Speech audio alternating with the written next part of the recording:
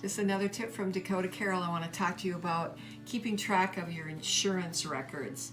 I'm talking about your house insurance, homeowner's insurance, hazard insurance.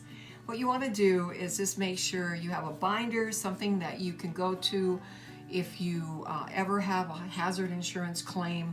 You're going to want to keep track of that. You're going to want to know what happened, did you get paid, did the work get done, do you have evidence of the work getting done.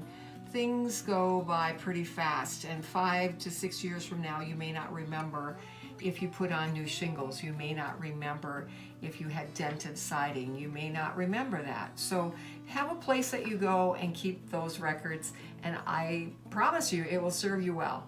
Just another tip from Dakota Carol. Thanks for listening.